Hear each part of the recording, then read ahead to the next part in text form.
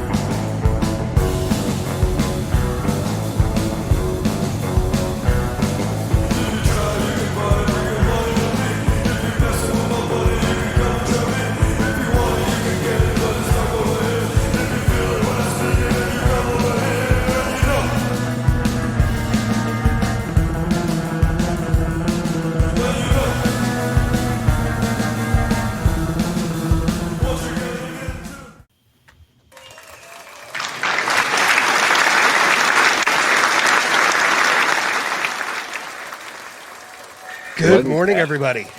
Morning, guys. How are you guys doing? Oh,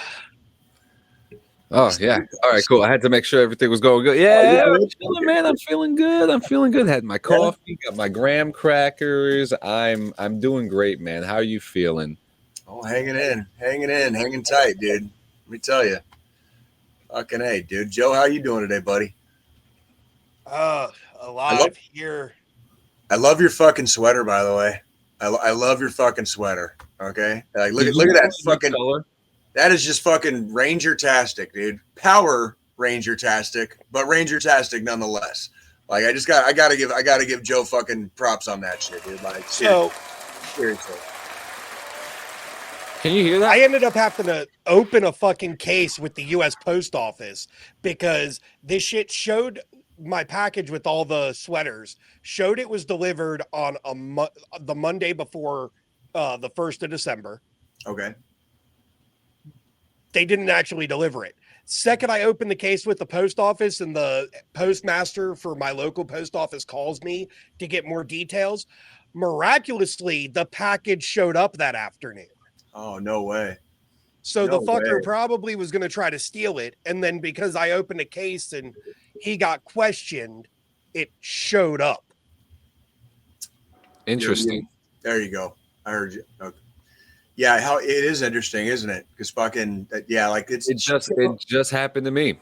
Shit's getting a little shady out there. It's getting a little shady out there, dude. Like, John, why don't you tell the audience kind of what happened in your case? Because I didn't know. I was not aware you and Joe were talking about it.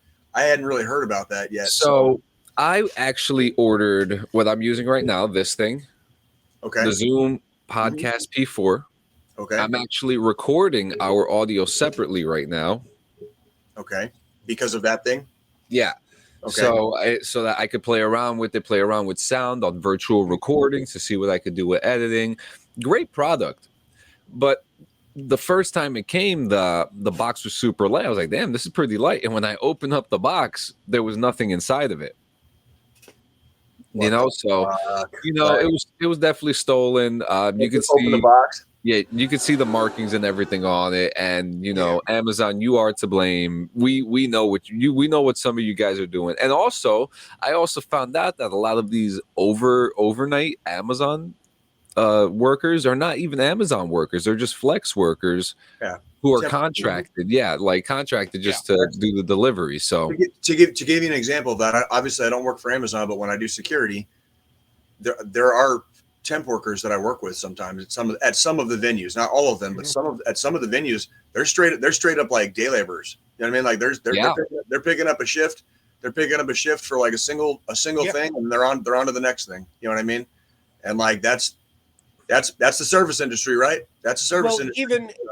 Even in the IT industry, we have per diem workers, is what we call them, which is, they're an employee with our company, but they make their own schedule depending on business needs. If the department can use a per diem employee, we have them.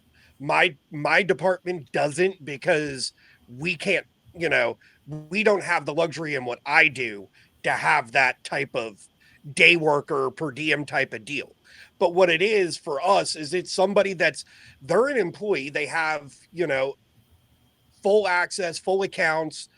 They get paid by my company, but they choose their own schedule. If they want to work that week, they can work that whole week. If they don't want to work at all, they don't have to. That's basically what I do with security around Kansas City. I choose which shifts I want, and if I need 30 hours that week, I can find 30 hours usually somewhere. You know what I mean? Like it's really up. It's kind of like power's in your hand basically on that one. So yeah. Oh yeah. Fucking A. Fuck. We haven't been back for a couple of weeks, so we do apologize. 1 week. Well, it's been 2 weeks. Just 1 week, Jay. It's only been. We've only missed one episode. Yeah. Okay. Yeah, so that means it's been 2 weeks. It's been 2 weeks since the last episode, but we've only missed one. I know, that's what I was saying. It's been 2 weeks. It's been 2 weeks instead of the normal one. That's. Are you intentionally trying to confuse me? No, now you're confusing me now. It's working. Okay, it's working. Yeah. So like. Well, okay. So I guess I'm trying to confuse both of you, because let's explain a little bit of something that happened during the pre-show today. Obviously, John's got a new mic, this new fancy audio recorder thing. He's asking us how it sounds. I'm like, you're super fucking low, can barely hear you. He switches his mic and his headset completely over to a different one. And then I look over, and the reason I could barely hear him was I had him turned down in our software because his old mic was too fucking loud. So then he had to switch everything back the fuck over. And he's just looking at me through the camera with that 1,000-yard stare like, you son of a bitch. You know what's funny too? How like this whole week, it's been something with audio. But and Squillini, back me up here. Discord just changes shit every time you fucking log in. It's always like, oh, we can't hear you. Your mic is muted. It's not my fucking fault. Sometimes it is. Every time I open Discord on any of my computers, whether it's my podcasting desk, my gaming setup over here, there's always that little green arrow icon in the top fucking corner that signifies there's a fucking update. And every time I hit it to actually restart the software to apply the update, some weird shit happens with my audio in Discord. Because whatever they're doing in the background, in the code, within the APIs, they fuck up audio every time. And then I spend 20 minutes getting everything rebalanced and fixed and back to the way I had it before. It's gotten to the point where I have a screenshot saved in a folder on my computers of my audio settings for Discord. So that way, when I have to put everything back, I pull the screenshot up on one screen and I go into the settings on Discord so I can just quickly reconnect everything back. And how sad is it in 2023 you have to fucking do that? It's like, motherfucker, I swear to God, motherfuckers try to like reinvent the wheel with shit that already works. You know what I mean? Yeah. Like the shit is fine. Leave it the fuck alone. People are used to it. You got millions of peoples on different servers. It's working. It's fine. Leave it the fuck alone. Yeah. Can I get a fucking amen out there? Can I get a fucking amen? Yeah. Yeah. Can you hear that cheering? Yeah. It's got buttons here. What's this one do? Right. Oh. Some nice little slow jam. I need one of those now, John, because that's just dude. Cool. It's $150. It's amazing. It's super affordable. It's Squillini. You need to get this thing. You'll love it. Anywho, I got some reviews. I'd love to sink your teeth into, because I always try to convince Jay to watch something, but this one is of a different flavor. Okay. This one the first one I'm going to talk about is The Chosen. Okay. Okay, The Chosen follows the New Testament of Jesus Christ. What? Yes, but it's a comedy. Jesus is a damn comedian. He does too soon jokes. Okay, it's but on the seriousness of it, the reason why I started watching this show is because I was scrolling through YouTube one day. I just watch a lot of weird shit sometimes, and I stumbled upon this scene of a TV show, and obviously there was Jesus walking on water, and they were all the characters. I was like, you know what? Let me check this out. Let me check the production of this, and I was like, damn, this is pretty good.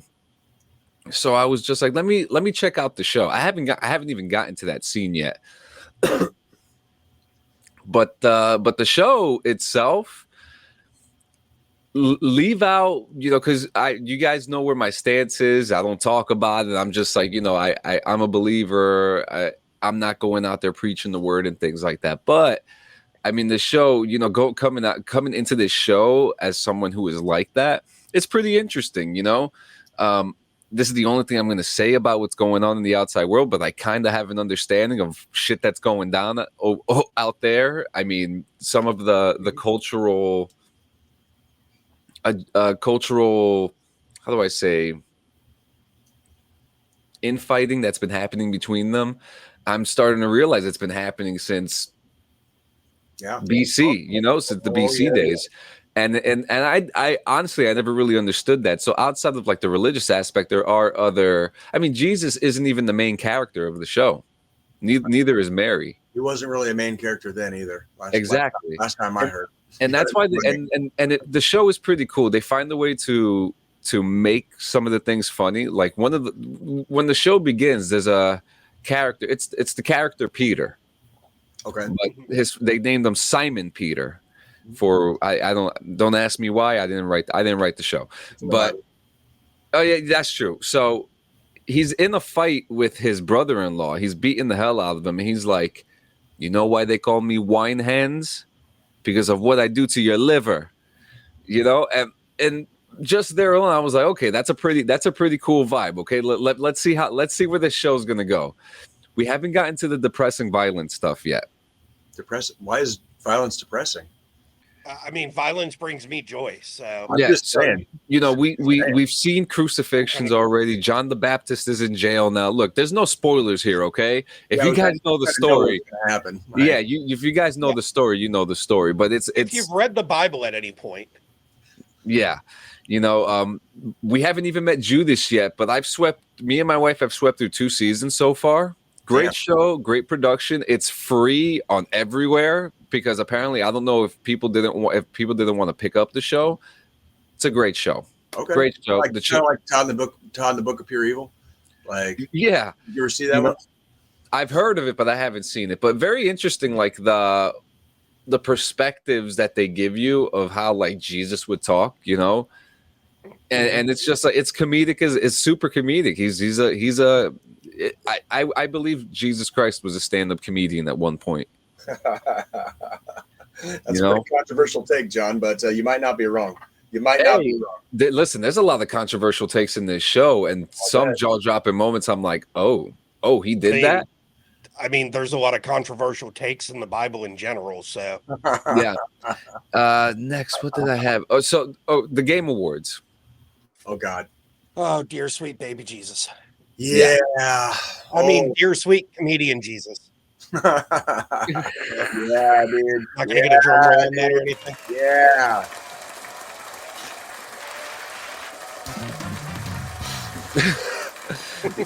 Dude, it was the awards themselves. They kind of swept through them, right? They were just like I don't even know if you call it sweeping through them. They just like, they announce who wins and they give the person like 5 seconds on the stage to do their thank yous, and then like it's on to the next video game commercial. Did you see the voice actor of God of War? I was about to ask that. His fucking pull him up. The fucking joke he made, because like last year his speech was fucking long, 8.5 minutes long, and this year he was like, you know, I'm not allowed to give that long of a speech, so on and so forth. And then he's like, but my speech is still longer than the latest Call of Duty campaign. Like just straight punch fucking Blizzard in the gut. Wrecked. Just wrecked. It was hilarious. And then right after he's like, well, I guess I'm never going to get called up to do any voice work for them now. Yeah. Well, we've taken so many shots. We've taken so many shots at Call of Duty over the last couple of years. It's kind of like it's not even. It's almost like it's just low hanging fruit anymore. It's so fucking easy. They're the ones shooting themselves in the dick. You know, it's not us anymore, dude. So it's like, you know what? Like you did that to yourself. We're just watching the fall. Dude, seriously, man. I mean, this.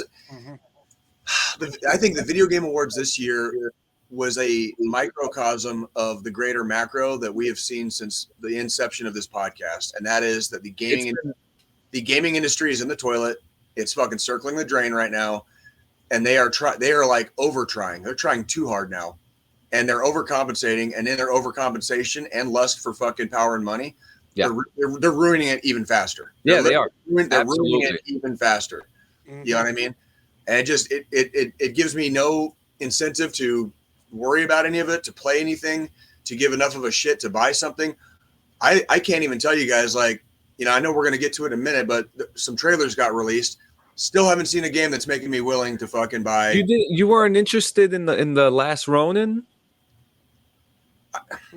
We'll see, dude. I don't believe them anymore. I don't believe them anymore. I don't. There was some that I liked. I mean, there was The Last Sentinel. There was also the first Descendant. Those games looked pretty cool. And games that are completely out of my genre too. That I was just like, okay, maybe I'll give this a try. Well, yeah, I mean, but the game has to come out first. Then you got to see actual reactions to it, like actual gameplay footage. You know what I would call an actual legitimate gamer, what actual legitimate gamers say about it. You know what I mean? Like if it's buggy, if it's buggy, if it's not buggy, if it's a great story, whatever. I mean, you know, you're not going to reach a casual like me when the last like good game that came out for me was like, you know, God of War and Ragnarok and fucking Red Dead Redemption 2. You're just you're not going to suck me into a new game or a new console. You know what I mean? Like, I'm just looking at this. Like, I'm looking at the winners. So Baldur's Gate 3 Game of the Year, Baldur's Gate 3 Player's Choice, Cyberpunk got Ongoing Game. Yeah, Last of Us was Best Adaptation, which Last of Us, I will say that show did deserve that fucking award. Did. Because hands down, a lot better than fucking Twisted Metal was. Twisted Metal was good and was on the ballot for Best Adaptation. We're getting Twisted Metal Season 2 also. We're getting a second season of it.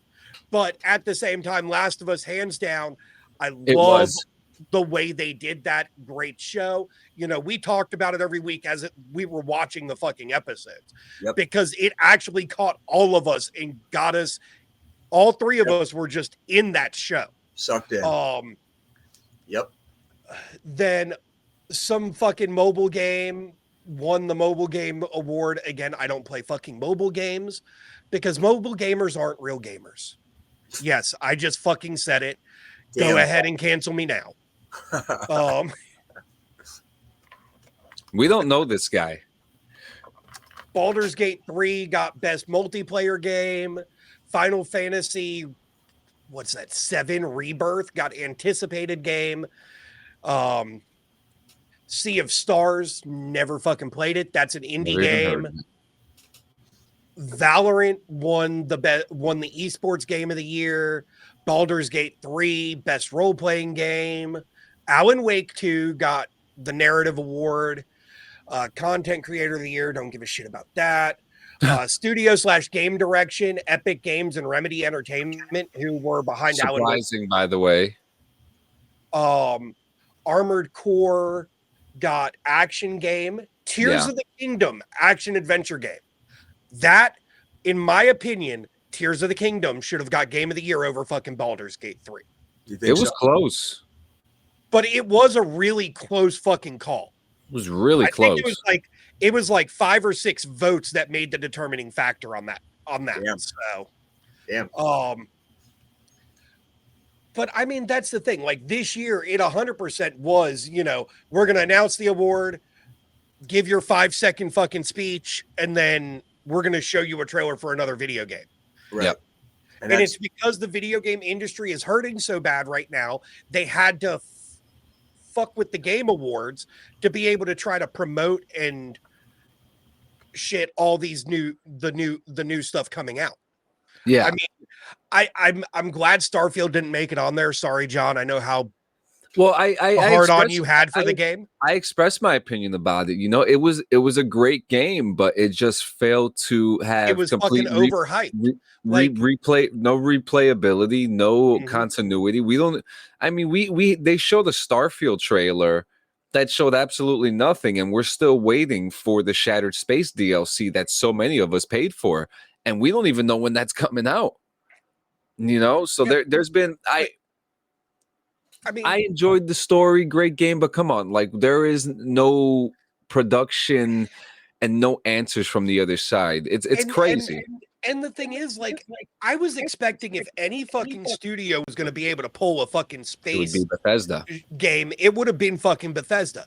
And I would have expected the same playability from an Elder Scrolls game or Fallout with this game. And speaking of that, this is actually a good segue, as Jay would call it. So the Fallout cast was there, and they said they're going to have a special sneak peek. Was there anything special? Well, before we get to the main trailer, did you see the sneak peek that they showed at Game Awards? What was it? Showed every single thing from the trailer except a small shot of two different characters in front of a shack. It was very disappointing, especially the fact that Todd Howard and Jonathan Nolan were sitting right there. So, but it was cool to see the cast show up with the power armor, But the that was disappointing. But the trailer itself, guys, I love Fallout, and this trailer, after doing a lot of digging, there's some questions, and I have theories, but I'm gonna have a whole separate video for that coming out throughout the week, and people who are worried about the timelines and things being missing, just wait till the fucking show comes out for it to be answered. This is for any show. People complain and bitch so much about timelines and things messing up, but this series itself is based off of something that happened 219 years prior. So we're dealing with a whole different world from here on in. We're dealing with a different era than what we've seen in any of the Fallout games so far with the show.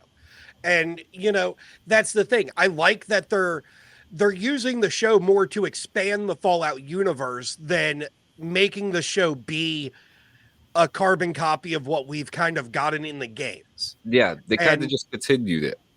And I like that because it does give that little bit of extra oomph to the series as a whole. I've been a big Fallout fan myself, except 76. Never really got into 76.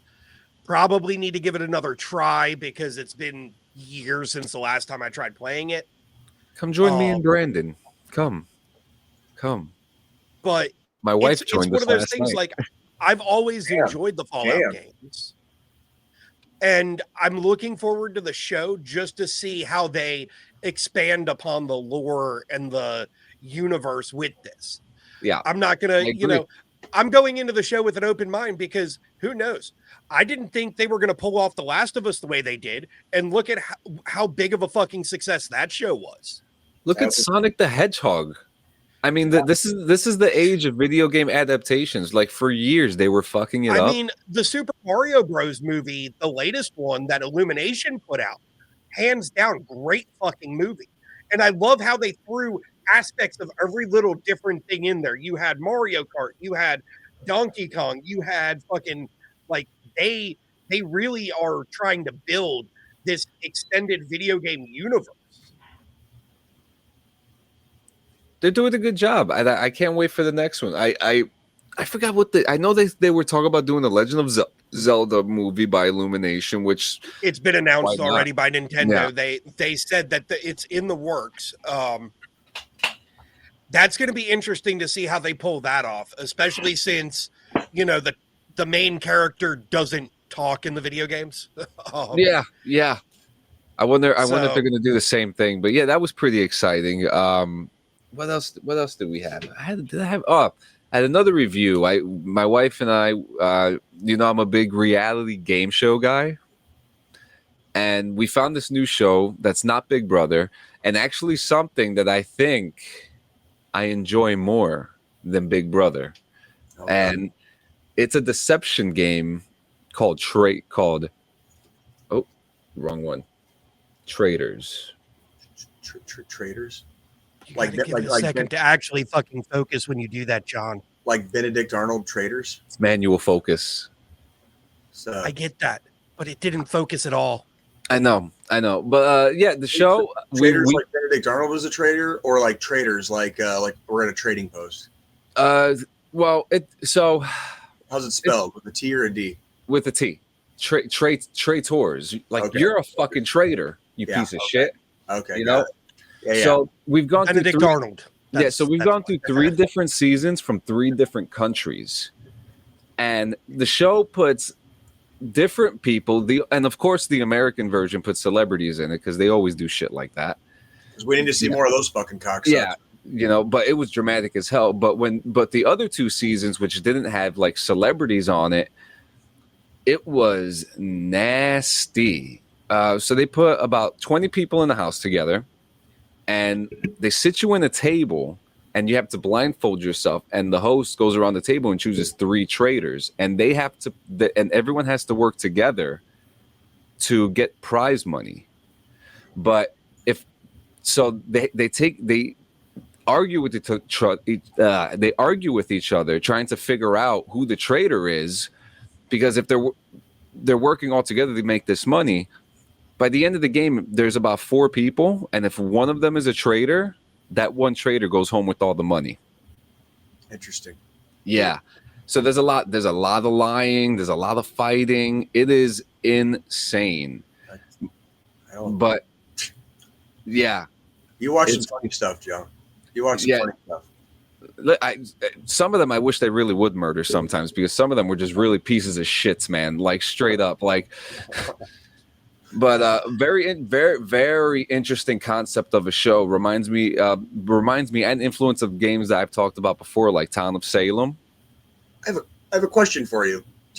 Since you watch a lot of the reality shows and stuff, are you familiar with Joe Gatto?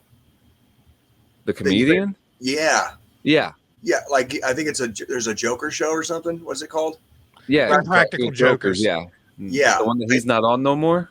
Sure. But I did his show. He did a show at the Midland on Friday night here in Kansas City, and I did security for his show. Oh, and then shit! I was like behind the curtain with him.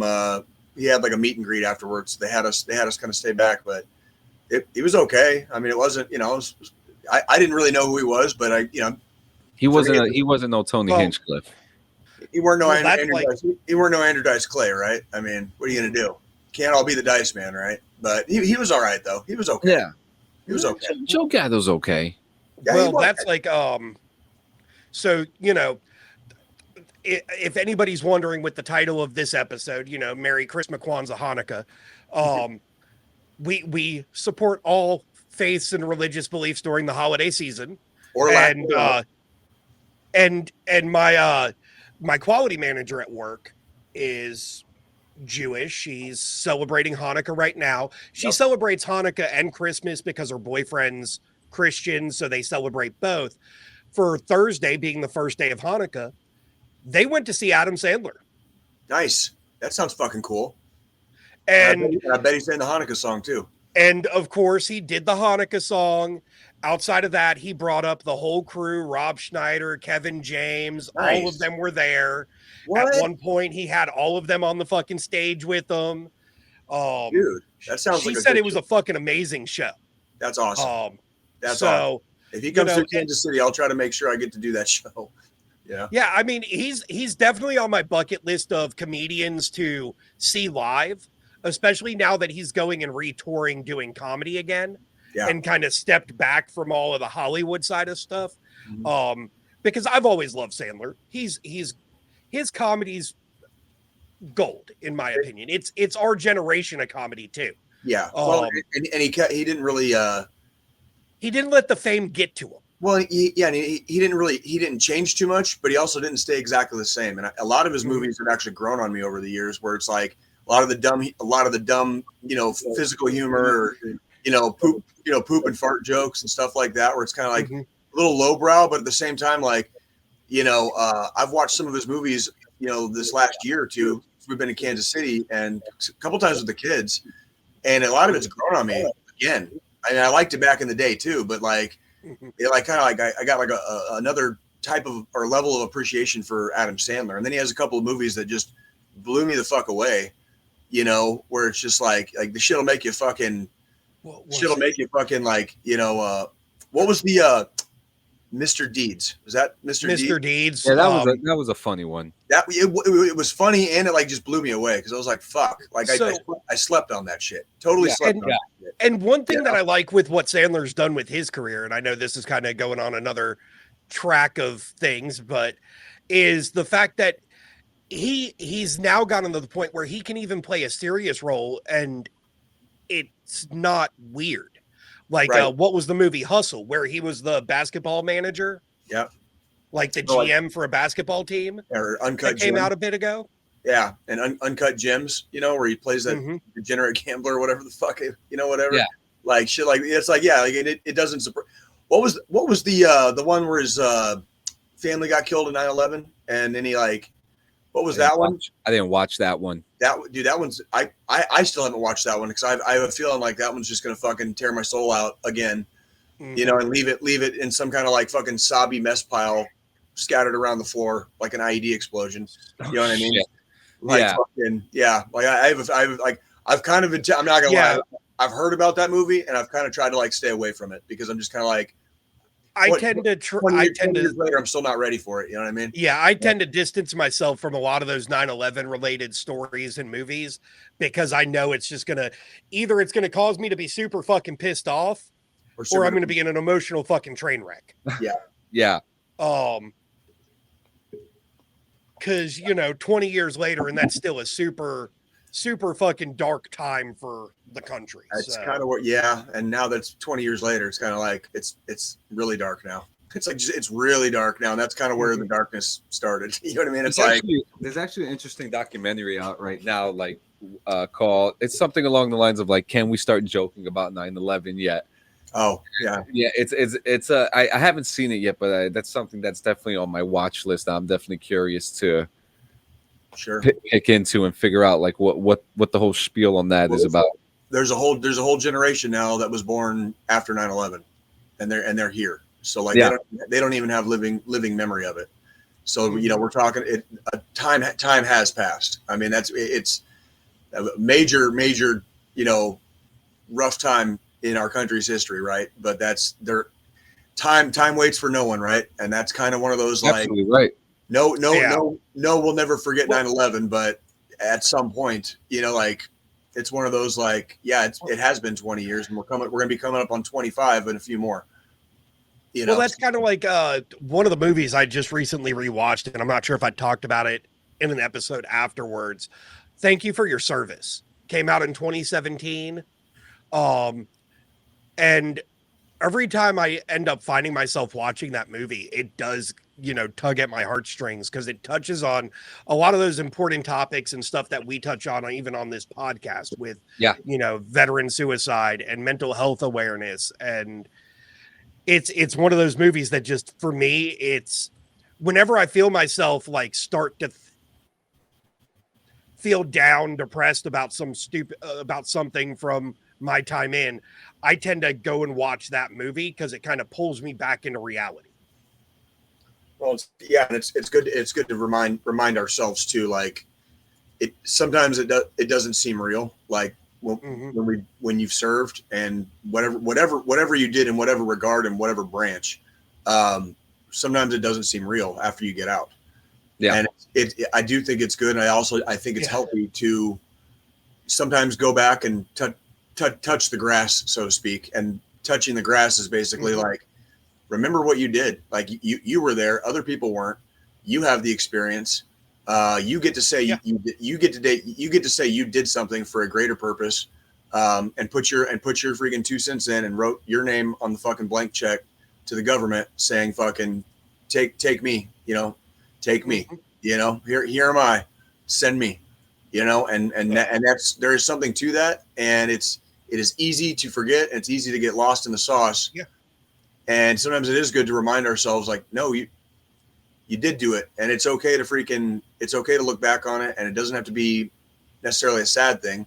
It can be something you take a lot of pride and honor in, because you were there.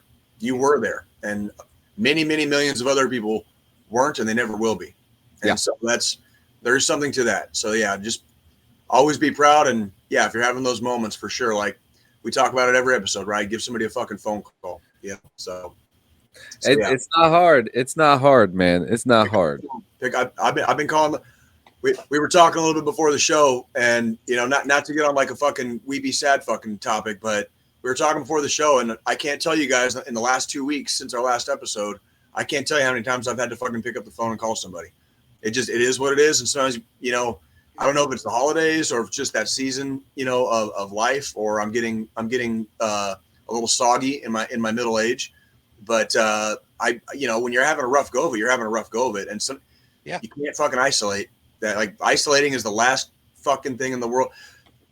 There was a day, it wasn't quite 2 weeks ago, and it was like right after we did our last episode. So it was like probably like, it wouldn't have been Tuesday, so probably Wednesday of that week. So a few days after our last episode, I didn't even want to get out of bed. And I had to like force myself out of bed. And I told myself, I'm like, you need to get A and B done. If you get A and B done, just go have a beer and then try to freaking like come home and freaking like use the rest of the day to fucking like just vent, or just, just cool off, basically. Because I could feel it. I could feel it all inside. And I wasn't trying to like let it all out at once. You know what I mean? Like, that shit's scary, right? Like you get overwhelmed. You just get overwhelmed, and you freeze in place, and you're worthless for like 2 or 3 hours. You know what I mean? It just doesn't get it. Sucks your soul, man. It really does, dude. It really, really does. So, but that's what I did. I got my happy ass up. I went and took a shower. I got a couple things done around the house. I think I even did a couple things more than I was expecting to. Got a couple errands run outside, and then that's when I went, had a couple beers. And then about that time, freaking, girls were getting off school. So I was like, okay, I can come home, go fucking chill. You know what I mean? Like, go fucking chill for the evening. You did okay today. You know what I mean? But absolutely. First step is getting the fuck out of bed, though. You got to get the fuck out of bed. You know what I mean? Like, anywho. So, yeah. You just found something? You got breaking news, Joe? No, I don't have breaking news. I'm trying to locate something here. His package? No. Which package? What kind of package, John? The ones that Amazon keep fucking stealing. That's what. Oh yeah. I thought you might have been talking about like Joe's package. Something. I don't know. Joe's packing some heat down there. So and we've kind of like I think I've talked about it a little bit on the podcast before. Since we're kind of down the mental health rabbit hole right now. I lost my mom Christmas Day 5 years ago. Yeah. Haven't really been a big, festive Christmassy type of person since. This year. I picked myself up by the bootstraps, and I'm going to show some photos here. Please. Because I fully fucking went like full fucking Christmas mode this year. Okay. Good. Clearly, Red Ranger. And, we got, that's our, nice. Main tree downstairs. Beautiful. Got that all set up. Main tree? You mean you have another one? It's behind him. Right behind me. Oh, shit. Situational awareness, John. Situational awareness. I don't got to do that no more. Oh, yeah. You live in fucking fuck you do. you hush. You lock it up. Yeah, our Christmas tree is up. We actually got a bunch of really nice old decorations. Bunch of old decorations from her mother's house that go back, like 20, 30 years, some of them. Out front, in Of front of the course, you got place. the Baby Yoda. Of course, you Hell got the yeah. Baby Yoda in front of it. That's awesome. Nerd. Not that one. Not that one. Those are videos. Oh, That's funny. That's cool. I like that. In case you're trying to end your elf on a shelf thing with your kids. Again, this podcast is not for minors. It's in the disclaimer. It's in the disclaimer. They get it. Okay. Yeah. YouTube will age restrict us anyway, which is what they've been doing. We know it's okay. That doesn't fucking surprise me. Ain't scared. Ain't scared. Like no, not at all. I mean, well, how could you? How could you be? And then, like, all of my computers, I've put some kind of Christmassy fucking wallpaper on the displays. Just trying to keep myself a little grounded with everything. Trying to focus back. Did you guys see? You might have seen it on my Facebook. I just sent it to the chat. Our friend of the podcast Pablo Martinez. He went by the house that I used to live in Tucson, Arizona, a long, long time ago, and he took a picture of the cactus with the cactus. Yes, dude. Is that not the most stereotypical looking sorrel cactus you've ever seen in your fucking life? That used to be the house I lived in. So what's interesting? What's so interesting about that photo, and I said this to you too in the photo post, was that we're not used to that out here. We don't have cactus. Right. Yeah. That is a big fucking cactus. Hey, 1 second. Yep. Sorry. Oh, there's just 1 second. But yeah, I mean he's got the cactus at his house, right? In this old school house of his. We're not used to cactus over here at all. Here either. Yeah, and we're used to cactus, but usually it's a small little cactus in a fucking planter you have as a house plant. Yeah, I've never seen it as like a front lawn decoration, you know? It's not a decoration, the damn thing's grown out the ground. And I, with Christmas ornaments on it and everything like that, it's actually kind of cool. But like, I could imagine that the Midwesterns that's how they rock. That's how they go. Instead of a tree, they have a giant cactus in their house decorated. And instead of wrapping presents, it's whiskey labels. Mm-hmm. Just whiskey labels and shit. I can't believe. Whoa! Hold on, I feel partially attacked here. No, that's a good thing. I feel partially attacked here, John. Whiskey labels as wrapping paper works. It works. I mean, you're gonna be doing it for a while, but it works. Just slap a whole bunch of them. Gotta save all the labels from all your bottles over the course of the past year to be able to wrap your gifts. I think it's brilliant. I think it's fucking brilliant. Woo! Holy shit, man! I mean, I haven't had a whiskey in a while. I know I'm going to be having some coquito this season. I got some in the fridge, and I'm ready to fucking smack into pretty soon. So I mean, that would be my alcohol. That would be my alcoholic beverage. Actually, probably starting tonight. I've been sipping on a little bit of the rum and eggnog, but not a lot because it's fucking eggnog. Okay, so let's not get sick. Well, yeah, basically, like we're getting old, bro. Like anxiety and fucking dairy products don't fucking mix very well, bro. You know what I'm saying? Like, you want a tummy ache? Fuck it, I'll give you one real quick. You know what I mean? Yeah. Like, so yeah, freaking yeah. Wow. So I saw Oppenheimer. Oh, okay. I still have not seen it yet. I got. Don't worry, I'm not going to spoil it for you. Plus, it's a historic. I was going to say, Don't you know the story already? Damn it. Well, I know the fucking story. I just haven't seen the movie. That's what I was saying. God Yo, damn it. first off, there's some things in there that if you only know like the basic foundations of Oppenheimer, you're gonna go into that movie in the first 5 minutes and be like, holy shit, what the I fuck? was a fucking history major before I went into IT. But did you know that Oppenheimer was a commie? Yes. I didn't know that. I had no idea. Did you, John? Did you like the part where fucking Truman called him a crybaby? It's like fucking. It's like Get when this crybaby out of here, dude. Fucking dude. Like what? True. Okay, so for context, I live in. I live in Kansas City, right? But I live officially in Independence, Missouri, which is right off the side of Kansas City, basically. Mm-hmm. But President Truman was from Independence. And when I saw that scene in that fucking movie, I literally started laughing out loud. I think I was the only dude in the theater that laughed out loud because I was like, yeah, like after living here for 2 years, I'm like, he was from here. I'm like, yeah, it kind of makes sense. Like it kind of makes sense that he's like that. He's kind of a prick. Don't bring that crybaby back in here. Totally a fucking Independence, Missouri type of fucking thing. Like that's just, it fits the mold. Absolutely. Yeah, no, but it was a great movie. There was a lot of like back and forth cutting that I tried not to get confused with, but we've been rolling with Christopher Nolan for a little over 20 years now. Movie, yeah. So I mean, we've been rolling with him for a couple of years now. We know what his vibe is. So I mean, it was a great movie. I loved it. There was a lot of shit that I had no idea about that at the end of the movie. I was like, what the fuck did I just watch? Well, this was. And I think I said it when I reviewed it earlier this year.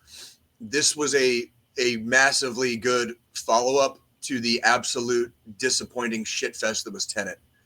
So this was Christopher Nolan at his best. It wasn't some fucking choppy weirdo fucking story that you had to listen really close. And then I don't know, like Tenet fucking sucked. I wonder what he's gonna do next because he said he's gonna stick to the historical dramas. He should. The way if he can do historical drama like Oppenheimer, I say he should. Well, Dunkirk is a historical drama too. Tenet was a fucking dumpster fire. That movie sucked. That's like the one time I've ever seen Christopher Nolan just absolutely trip on his dick, dude. Like that movie fucking failed. It had a good fucking cast. Tenet had a good fucking cast. Sure. It was just there were poor directing choices in that movie. Audio too. That's all there was. Audio decisions too. Yeah, that too. But I mean, the thing is, like Nolan, I will go to my grave saying this. By far, in the last 20 years, he's made the last great fucking superhero movies, in my opinion. Because the Dark Knight trilogy was fucking amazing. It was done correct. It was done right. They didn't trip over their dicks trying to make a superhero film. Right. Nolan fucking rocked it, and I'm pissed that Warner Brothers and DC had their fucking dispute with Nolan, causing him to step away. Because I'll tell you what, man, like the Batman, the Nolan trilogy, standalone, all three of those movies probably make my top 10 all-time superhero movies. All three of them. Yeah. All three. And I'm assuming the other ones are the Tim Burton ones. Well, I would put the Watchmen on there. I would put Sin City on there. Oh. I would put 300. I would put 300 on there by virtue of it going almost directly off the comic. Yeah, which Zack Snyder just got the rights back to that, by the way. And so there's a few other superhero movies on my list, but the Nolan trilogy kind of stands by itself in its own way because that was what would you call that? That was the first modern era update of Batman, and they did it. They made it about as realistic as you could. It's not. I know we could scissor it up, with all the different plot holes and themes and all that stuff, but we're not. It's a fuck. There's supposed to be a suspension of disbelief, and he made it in such a way that you could suspend your disbelief. You know what I mean? Yeah. And you could. That's what. And helped. then there was the aspects of continuity from Batman Begins into the Dark Knight, into the Dark Knight Returns, from stuff like fucking. Go ahead. I'm sorry. Crane and Scarecrow coming into play in all three movies. Like and even losing from the first one, then he had minor roles in second. And Ledger was supposed to be Ledger and the Joker were supposed to be in the third one. The third one. Probably with Bane and Scarecrow. You know what I mean? All of them. Yeah. And that was probably going to be incorporated. And even though we lost Heath Ledger, Nolan still fucking. I know a lot of people that talk shit about the Dark Knight Returns, and I'm like, that believe it or not, guys, you want to hear a really unpopular opinion? That one's my favorite. Like no shit. I actually enjoyed Tom Hardy as Bane. Like dude, Tom Hardy fucking did the role justice. That's the Bane character is what dragged me into that movie, and then watching him. And again, we're excusing plot holes here and plot devices, but just watching his machine. Is it machinations or yeah? I think it's machinations. Yeah, machinations. It's watching his machinations and watching how he approached the character to literally bring suffering specifically to the Batman, just to the Batman, and watching him tear Christian Bale's Batman down. That was like that is my favorite. That's my favorite one. The reason why I loved that one was because there was this story called The Return of Bruce Wayne, and in the comic book he gets blown back in time, and it showed how a man had to fight through time to get back to be who he was. And I kind of feel like, I mean, none of that happened in The Dark Knight Rises, but there was this fight of survival through time that he lost, because he lost a lot of time when he was in that cave. You know, it was internal conflict. It was the internal conflict of Bruce fighting Batman, so to speak, and rediscovering who he was to make it back to the city he swore to protect, to then take down the uprising that was happening. Bane targeted the city as a whole, but he did that to get to Batman. He didn't do that because of some nefarious fucking plot. It was, he purely just wanted to get to Batman. Hell yeah. I love that movie, man. And Christian Bale, to me, was the best Batman. That's been a topic of conversation. I think he's the number one. He's the number one Bruce Wayne / Batman combined. I would say combined, but I also think that out of all of them, he was the best Bruce Wayne. I would agree. I would agree that he's probably the best Bruce Wayne, like hands down. Best Bruce Wayne. Yeah. His Batman was also like best Bruce Wayne Batman combo. That's kind of where I will still say Keaton best Batman. That's like if we're just looking standalone Batman. Classic. That's where classic. I'm in the same exact boat as you, Joe. I would take Keaton's Batman over Christian Bale's Batman, but the combo worked for Bale. Keaton was, unfortunately, and this is no shame on him, but the movie came out in fucking 1989. Okay, like let's be realistic. Let's be realistic here. That was a modern era update when that came out. Almost 40 years ago. Holy shit. John, can you not make me that old yet? Okay, I was born in 89, fucker. So was Taylor Swift. But let's be honest here. Jesus Christ.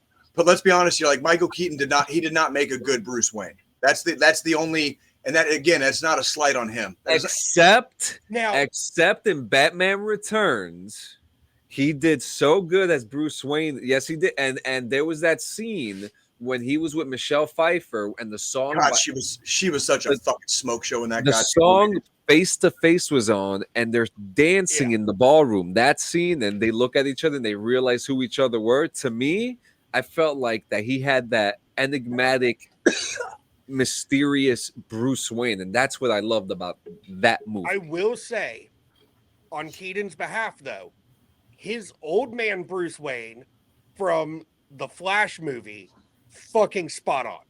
Oh, it was great. I haven't seen the scene. I'll have to look at the scene on YouTube or something. The scene's all you need to see. I was going to say that's all I need to see. The thing is, I watched the whole fucking movie, and the best part was when he finally showed up. Does not surprise me. It's fucking DC.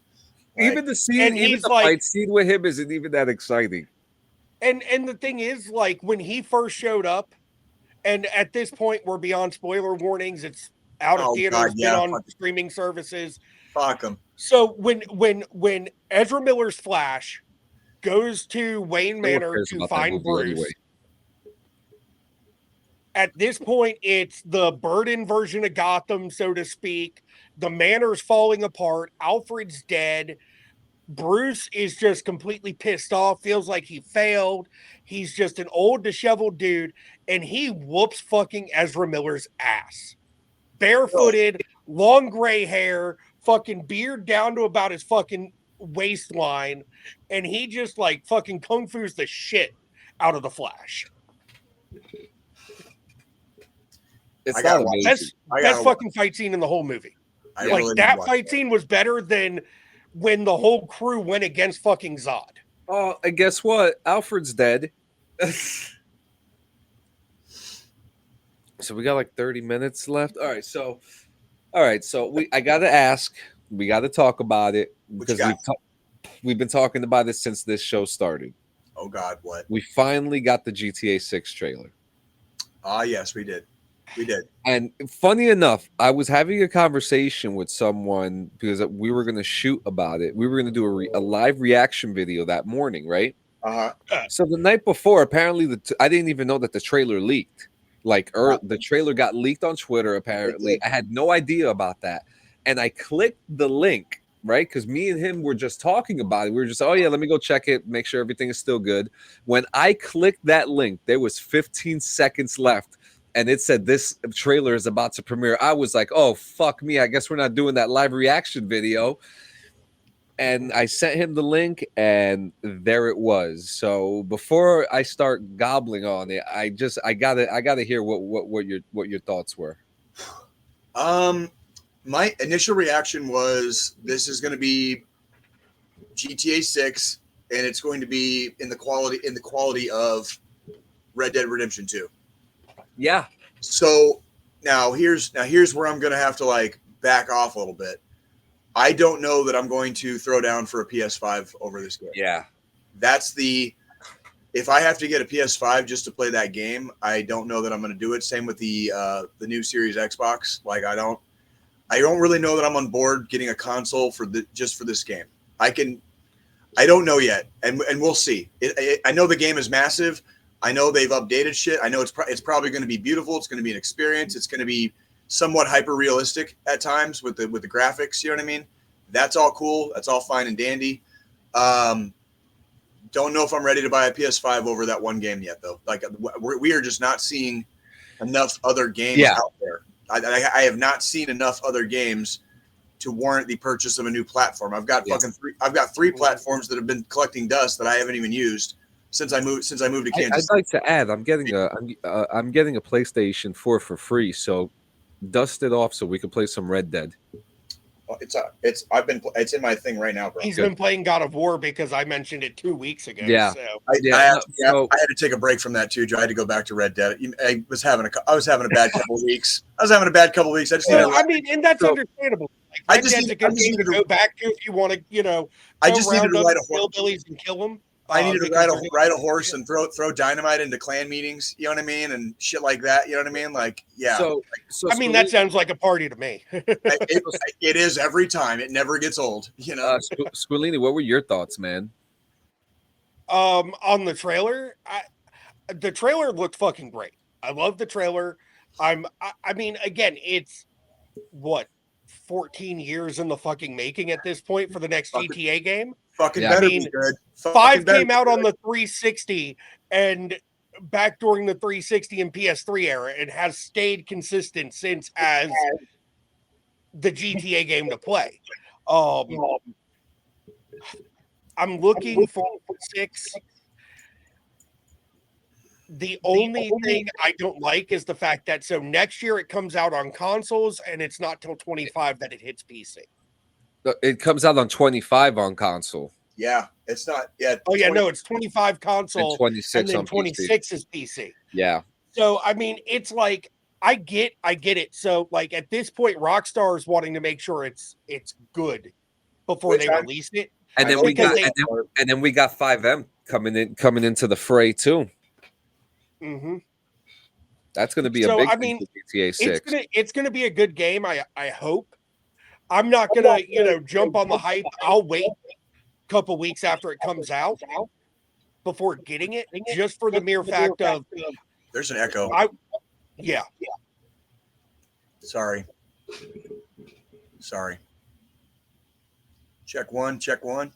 22222297845. Okay, that's better. So I mean, I'm definitely, this is one of those games where it's gonna be 100% wait, watch some reviews, watch some gameplay of it after it hits consumers' hands. Because like Starfield, I mean, I'm glad I didn't jump on the pre-order bandwagon for that. Sorry, John, calling you out again. I still don't regret it. Only because you got that damn smartwatch. That's the only thing. Did you get your watch eventually, John? Did you get it? Okay, you got it. Okay. Just wanted to make sure. And he probably never wears the fucking thing. Hey man, everybody has $400 for a game and a fucking watch and never uses the watch. Hey, I'm scared. I'm scared to break it. That's why. Everybody has their own Infinity Quest. Okay, like Thanos had to go get his the gems for the gauntlet. Like everybody has their Infinity Quest, dude. And I mean, I was the guy back in the day that was ordering the fucking deluxe special pro editions of all the Call of Duty games to get like the NVGs and the fucking RC car. And don't even get me started because I got those binoculars in the other room. You guys want to hear my stupid expenditure that I've done? Like I went on a little Infinity Quest here in Kansas City. Like me and my girlfriend went to this really upscale bar one night with a buddy. And if you buy the most expensive drink on the menu, you get like a coin. You know what I mean? Like a coin.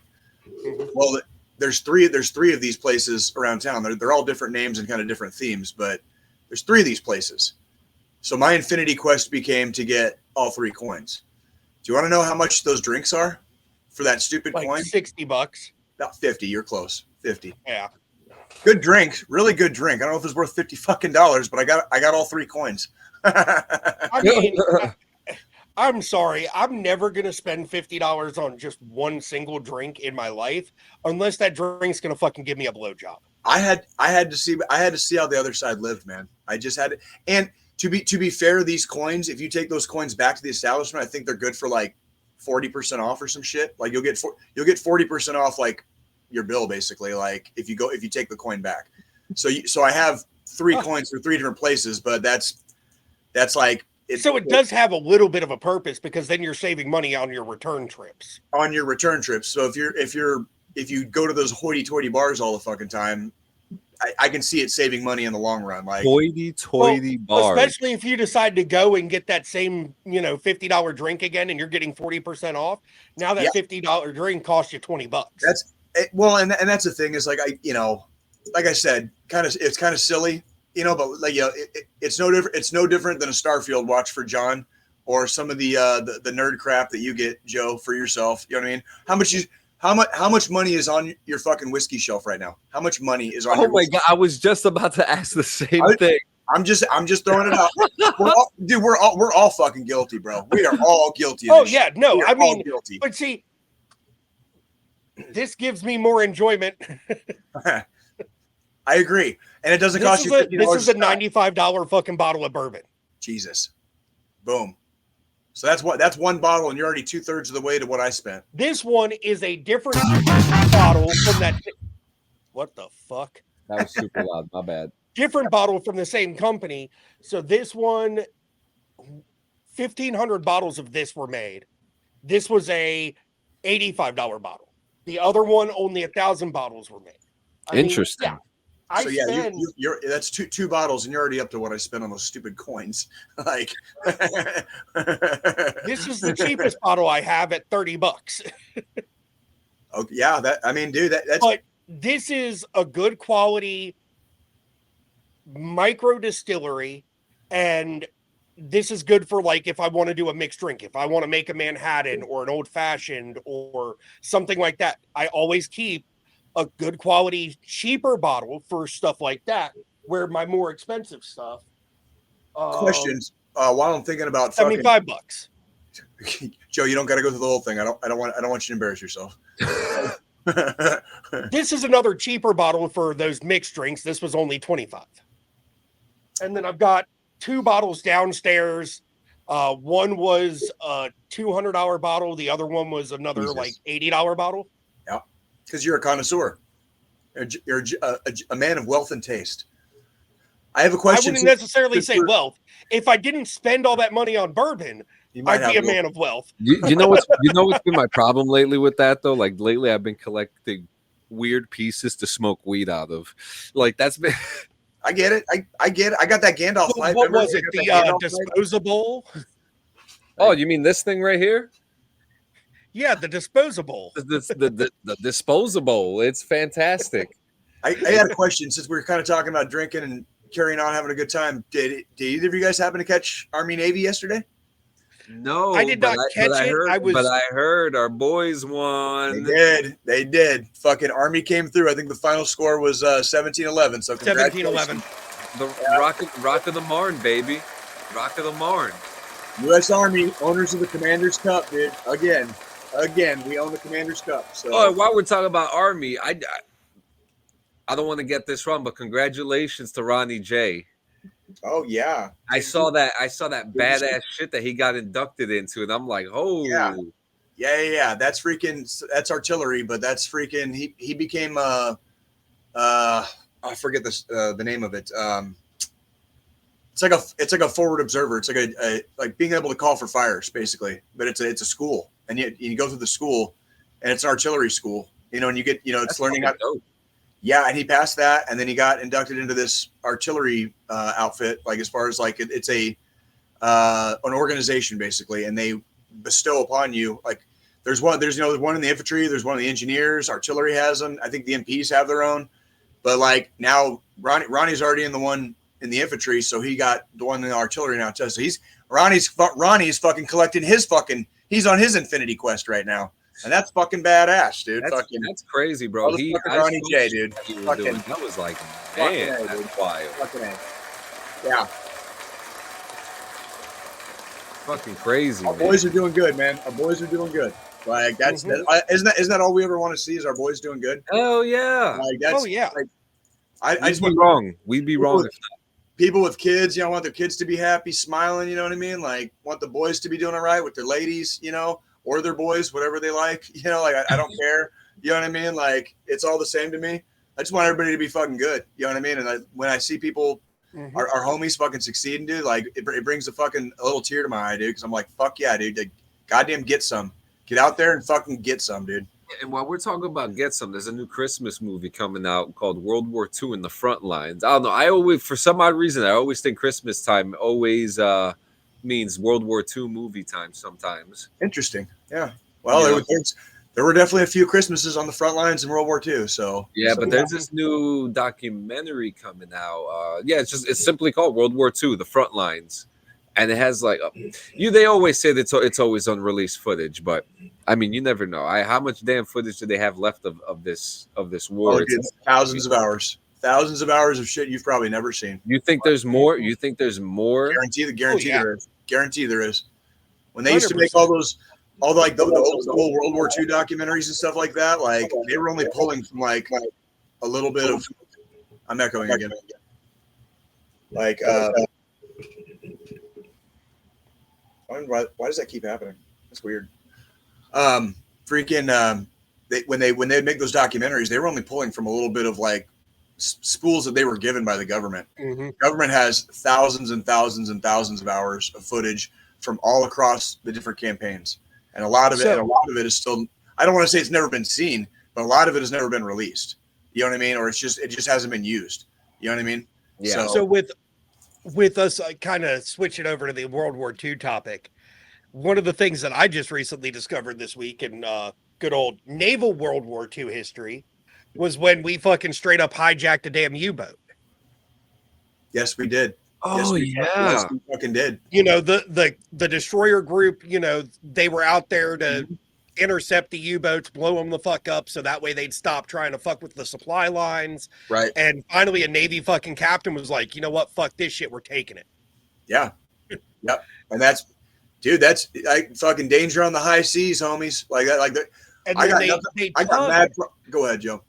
They tugged this fucking U-boat like 20-something thousand miles to fucking, I think it was like the Bahamas or Puerto Rico or something, to a fucking port while they had crew inside trying to patch up the holes from when they blew a hole in the side of this fucking boat. Right. Yeah. I'll tell you, dude, like, I got nothing but mad respect, dude, for all of our servicemen and servicewomen in the Navy, the Coast Guard.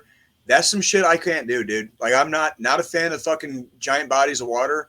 Not a fan of being like surrounded by water for fucking sometimes thousands of miles in every direction. You know what I mean? There's places in the fucking Pacific Ocean where if you're there in the Pacific Ocean, the closest people to you are in the fucking International Space Station above you. Like, literally. Like those are the closest people to you on Earth. I've had I'm good on that, homie. I don't need to be there. I've had people ask me why I didn't go in the Navy, why I went in the Army where it's more dangerous. And I've straight up said, if I was meant to be on water for an extended period of fucking time, I'd have been born a fish and not a fucking human. Yeah, dude. I got mad respect, dude, because that's just the only reason why I didn't make it to the Air Force because I failed the test. So surprise. We love you, John. Hey. You were still on the Marine Corps ASVAB. You know, here's a dotted line. Don't eat the crayon. You've got 6 minutes to connect the 2 dots. They tried the Bulldogs tried to get me. That was that's a little too hard for me. I'll join the Army. You did fine. I did get a lovely fuck you from one of my buddies. I'm gonna call him a Marine, even though he's out, because once a Marine, always a Marine. They kind of yada yada yada. Yeah. Don't enjoy saying that they're an ex-Marine or being called an ex-Marine. So there's a company that makes crayons ready to eat, or CREs. Oh, and I think we've talked about this. I think we have talked about it before. I sent him a pack of those for fucking Christmas as a gag gift. Oh yeah. He sent me a video of him fucking with one of those hanging out of his mouth while coloring on a fucking another sheet of paper with the other ones. Because they legitimately do color, but they're chocolate, so you can eat them. Oh my fucking God, dude. That is wild. Yeah, it's funny. When we first started this podcast, like we had found them. I gotta see how much they've adapted now. Hang on. They're sold out now. I think they've always been sold out. We tried to I got lucky because it was like 2 days after I ordered them for him, they fucking sold them out again. Oh shit. Oh wow, they have crayon dispensers. Holy shit. A Marine's favorite aisle in the store during back to school season is the fucking crayon aisle. For 50 cents, you can get a CRE Marine Corps aptitude test. Oh my God. Is it the whole connect the dots thing? It might be. Your recruiter can help you. You have 1 hour to complete. And then there's the crayons, $20 for a pack, but they're sold out. Yeah. Always sold out. The 650 December 8th resupply order starts shipping on Monday, December 11th. That's funny. Resupplying again in February. This is wild. I mean, they should just give this to kids too. They probably do. 6 crayons ready to eat. 1 jarhead red, 1 squid blue, 1 dog face green, 1 flyby yellow, 1 puddle pirate orange, 1 space cadet white. I like puddle pirate orange. And the ingredients are sugar, cocoa butter, whole milk powder, soy, lecithin. It's literally fucking chocolate, bro. Listen, depending who you're asking, it could be different types of chocolate. Milk chocolate, white chocolate, chocolate on rocks, fudge, dark chocolate. That's about all I know for now. Hang on, I got you. Milk chocolate, white chocolate, dark chocolate. This motherfucker just pulled up a list of the different types of semi-sweet chocolate, bittersweet chocolate, unsweetened chocolate, cocoa powder, sweet German chocolate. Wait, there's more. Chocolate has many uses. There's more. Couverture chocolate, ruby chocolate. John's becoming the Bubba version of fucking for chocolate over here. Nah, fuck that. I gumbo. Now come see me at Fallout 76 and Chocolate I can pie. give you some food. You know, I've made a feat in a video game that I'm very proud of, and that is I am one recipe away from completing the basic recipes in Fallout 76. What does that mean? I can make all the food, plus more. Can make mud cookies. Can make s'mores with bone in it. Dope. I'm telling you, man. I'm telling you, man. So, what else? We got anything else before we hit? I think I was gonna say we talked about Army Navy, and then that's honestly last 2 weeks, dude. Like I gotta say, dude, you got football. Well, I was gonna say Army Navy's been the highlight of my fucking last couple of weeks. So I don't know. Me and Joe very briefly were talking about the fucking Chiefs last week. Yeah, what you got on football? Oh well, I mean, there's a couple games this week that are going to be good. Yeah. I still, there's still those must-watch teams. The Dallas Eagles game today is really going to be a huge deciding factor going into the playoffs. Isn't that is that Sunday? Is that tonight's game? Is that Sunday? Yeah, that's the Sunday night game. Okay, good to know. So 8:20 tonight is that. I mean, really, honestly, looking at the schedule, that's the only, Rams, in my opinion, must-watch. Rams, Ravens, maybe the Jaguars, Browns. Lions, Lions, Bears looks like a trap game for the fucking Lions, though. That's because the Bears suck so bad right now. That almost looks like a fucking trap game for the fucking Lions. Chargers, Broncos, Niners, Seahawks. Chiefs and the Bills, but don't, dude. Like, boy, I hope my fucking Chiefs show up today, dude. They've really been shit in the bed. You want to know when it started happening? When Taylor Swift started coming to the fucking games. Oh, get off your high fucking horse, okay? I don't want to hear that shit. Okay, first off, Taylor Swift just became Times Person of the Year, sir. Thank you. Okay, and that woman has done more, than so many. No. I am not blaming the Chiefs' football woes on Taylor fucking Swift, okay? That woman does not deserve the hate she gets. Tell me one person who does. Tell me one person who does. Deserves the hate they get? Yeah. Oh, fuck, man. It's Give kind me one. of a list. Andrew Tate. Hitler. Donald Trump. Yeah, but he's dead. Fucking Hitler's dead, though. I mean. Yeah, but he still deserves all the fucking hate he gets. I mean, any of those little fucking. If he can't feel it. Tell you what, any of those little fucking YouTube pricks that walk around fucking with people on the street, but they've got a giant bodyguard with them. Like Johnny Somali, that son of a bitch. Boom. Fuck that kid, whoever the fuck that guy is. He deserves Paul brothers. The Paul brothers. For fucking stealing land. No, fuck them now. They're taking land from Puerto Rico. Fuck them. They just don't stop, do they? We're living in the era of the shithead. The bigger of a shithead you are, the more popular. Have I not said this before? This is the era of the influencer, and these motherfuckers are ruining. And they're all shitheads. Here's the thing that fucking pisses me off with it, John. Here's what pisses me off. This is our generation. Yeah. This is supposed to be our time, and John's they're taking generation it from us. And they're fucking giving us all a fucking bad name in the late 80s, early 90s generation because they're a bunch of fucking shitheads. And me and Joe turned out all right. Who did? Me and Joe turned out all right. I mean, speak for yourself. I mean, we're a little kooky. That's a product of the era, not vice versa. The era is not part of the product. You know what I mean? The era is not the problem. Here's what the problem is: poor fucking parenting. Thank you. Somebody didn't get told fucking no enough when they were a kid. You know what I mean? I got my ass beat enough growing up to know wrong from fucking right. Thank you, dude.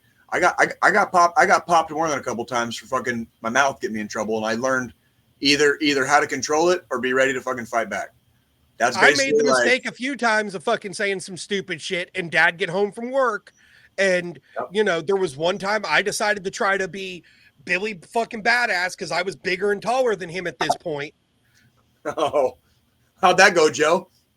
So I ended up having to lock myself in the bathroom, and then he fucking slammed through the fucking bathroom door, like busted that motherfucker off the hinges. The bathroom door flew into the shower, and then I got my shit rocked. You have an issue with doors, man. Bro, like, dude, like, John, like, the 80s and 90s were, you were there. It was a different time, and casual domestic violence just kind of happens sometimes. You know I don't know any. I wouldn't call it casual domestic violence. I call it fucking discipline.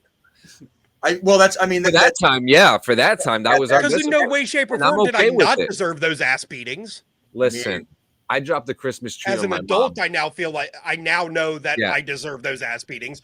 Back then, I was like, "Why the fuck did you just punch me in the fucking jaw, Dad?" Yeah, I dropped the Christmas tree on my mom when I was a kid, and I got my fucking ass kicked after the police left. Yeah, the domestic violence happened after the cops left. So the cops leaving, then we're gonna fucking tan your hide. Yeah. You know, I was a bad fucking kid. I one time decided to tell my dad I was gonna call 911 on him after he fucking whooped my ass. He handed me the fucking phone and dialed the fucking number. Oh shit! That's called calling a bluff. Like that's what. Yeah. That's how, you guys always wonder like why dad jokes are so tame and like kind of like cheesy. It's because our real idea of a dad joke is like, oh, you want to fuck around? Bink, bink, bink. Find out. Call the cops right now. They're on the fucking line. Yeah.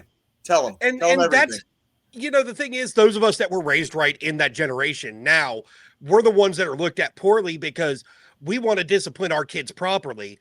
And in today's societal norms, it's frowned upon.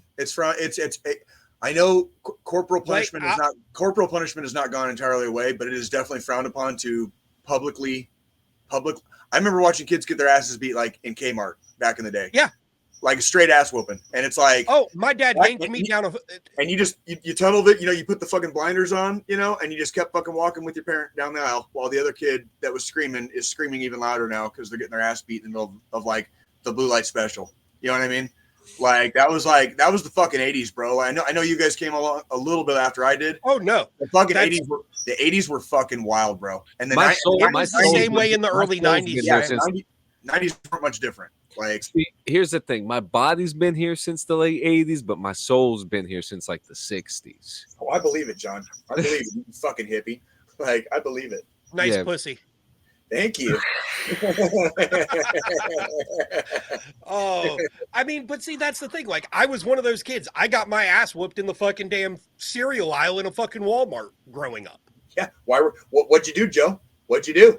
Because I know you probably tried to argue about why we needed Lucky Charms instead of fucking cornflakes. Motherfucker, you eat your cornflakes. You will eat your fucking cornflakes. Every fucking time I got my ass whooped, I could recollect and tell you exactly what I did wrong to deserve said beating. You want to know what's something funny about the cornflake situation, though? Why is it, right? Like our parents would get us like we'd get like the Captain Crunch, the Rice Krispies, but then there's always like 6 boxes of old fucking cornflakes just sitting at the top of the fridge that's been there for like 4 years. No one says anything about it. It's become decoration piece at this point. Yeah. I mean, we had those boxes. You know what we used them for? Mom would take, a cup of fucking cornflakes out of those old ass boxes, put it into like a fucking Ziploc bag, crush it, and breading for like fucking chicken. Oh yeah, my family used to do that because it was stale already. So the only good use for it was to crush it up into a fucking powder to use as a damn breading. Yeah, we see us Hispanics. Sometimes we'll just leave shit there. We'll leave it there for years, it becomes a fucking decoration for y'all. Or like the Toll House green the Toll House green tin crackers. Give that shit to Abuela. She's gonna put all her sewing shit inside of it. So growing up in an Italian Norwegian household, for us it was those Danish butter cookie tins. Yeah, the blue tins. God, I fucking love those. That's what Mom kept all her fucking sewing shit in. She had like 90 of those fucking tins in different locations throughout the fucking house. There was one of those like shoved behind the VCR in the fucking entertainment center. So if like I'm sitting on the couch and my shirt's ripped, she could just walk up to the fucking entertainment center, grab her fucking little sewing kit out, and patch my shirt up while watching TV. Like, those were in our household. That was our fucking, like, if you needed to fix a fucking hole in a piece of fabric, look for the blue tin. That's where the sewing shit's at. Those were the days, man. It was a different time. It was a different time, but those were the days. I still use those blue tins because I buy a couple of those tins of those cookies each year, like 2 or 3 of them. Mm-hmm. But because I work in tech, you know what I keep in those fucking tins? Cables. I use it to organize my fucking cables. I'm getting ready to do some organizing myself, and I'm already like, thankfully, freaking, I don't have too much to organize. But it's, you know, when I'm getting down to the stuff that I've got, I'm like, I pretty much want to keep almost everything I have. You know what I mean? So it's kind of like I need to start keeping, because when we moved from Colorado out here to Kansas City, I got rid of a lot of the old shit. You know what I mean? Like a lot of the shit we just didn't need anymore. Girls had grown out of, blah, blah, blah, blah, blah, all that bullshit. We fucking, you know, donated it, dumped it, fucking left it behind. You know what I mean? Like that was basically like, that was it. So now it's like when you get ready to, you kind of like reorganize every once in a while. And reorganizing is not necessarily a harder task, but it's kind of like I'm at the point where I'm not really getting rid of anything. I'm just finding a better place for it. Does that make sense? Yeah. Because I'm probably not going to be getting rid. I'm not a hoarder, but there's stuff that I keep because that's one less thing I have to have. Yeah. You know, Sorry, go ahead, John. No, so there's the chuck it bucket, and then there's the fuck it bucket. Yeah, that's right. Yeah. That's right. So like for me, because I spend fucking exuberant amounts of money, if it's not on fucking bourbon, it's on fucking tech shit.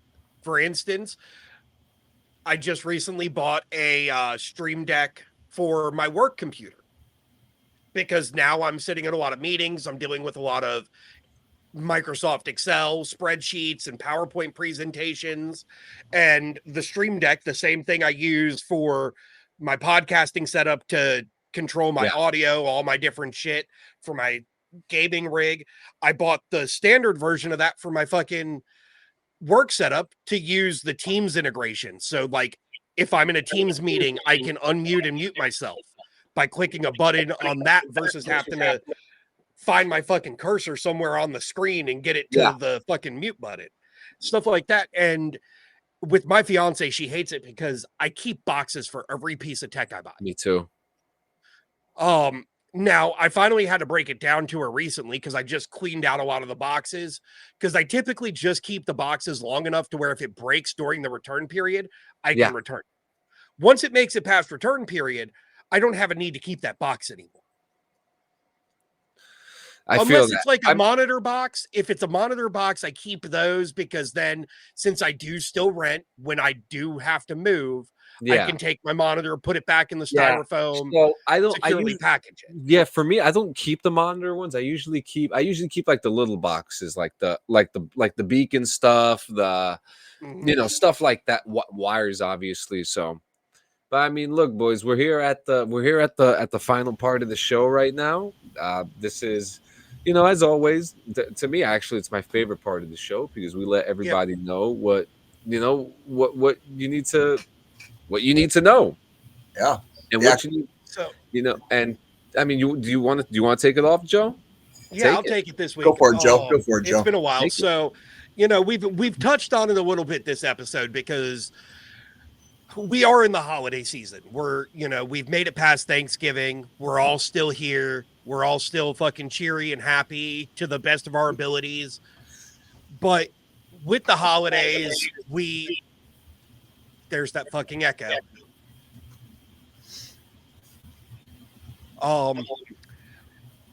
With the holidays coming up, we've got. Go ahead, Joe. Okay. I'm just wanting to make sure the echo's fucking done. It should be. I don't hear it.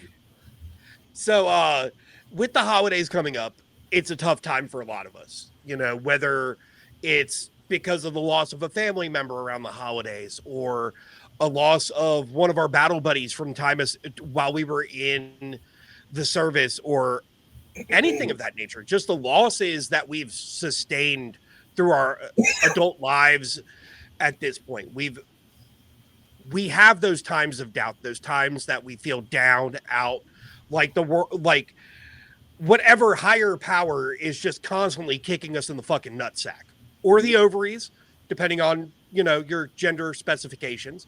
But we definitely want to make sure that the tools that are out there are provided and that it is made aware. So you can always text or call 988, or you can just call 1-800-273-8255. It's 1-800-273-TALK to get in touch with somebody from the National Suicide Hotline.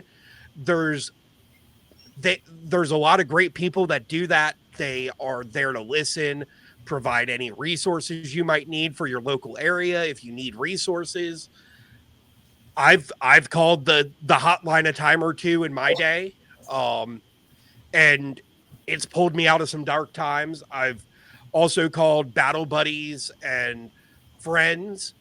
Another thing outside of that, if you're not feeling down and out, if you just are like, you know what, if you realize, hey, I haven't talked to X person in a while, reach out, send them a text message, contact them on Facebook, fucking call them. It might save a life. You don't know what that person's going through. You don't know what they're dealing with.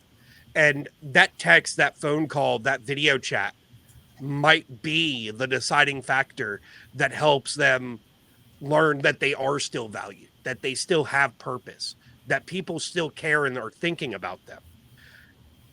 As always, we want everybody back here in 168 for the next episode. We want everybody to report in for formation because we care. And with that we care statement, I know it's been said time and time again, you can reach out to myself, John, Jay. If you don't have anybody else to reach out to one of us.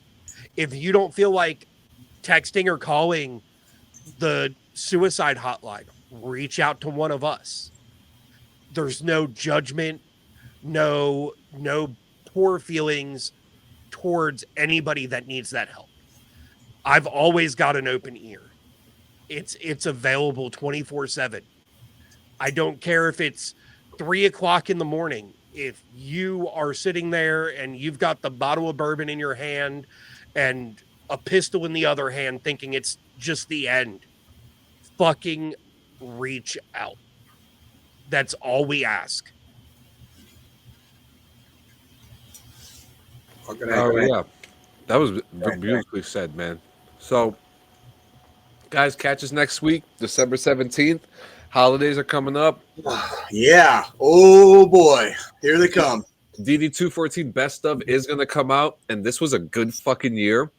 It was. Holidays are coming up faster than a fucking dildo up the ass. Yep. Like right up there. Yeah, and let me tell you. All the way up in there. Sorry, John. No, you're good. I'm going to have a little speech for the both of you when we do our holiday show episode. When we do, we're going to have to talk about that too, because Christmas Eve falls on a Sunday. Yep. So we're going to have to figure out what's going to happen there. But guys, please make sure you're here next week. You know, we had a calm time. We talked about a lot of good stuff. Hit us up. Tell us what you like. Listen to the show. Don't listen to the show. It doesn't matter, because we're going to comment, subscribe, provide feedback. We need it. Yeah. Fuck Andrew Tate. And if you don't, we're just going to keep on going and just keep on doing it and keep on doing it. You know, yep. We're just hanging out, but we love you. Thank you so much. And we'll see you next week. Absolutely. You guys be good. Be very good, or you're going to get cold.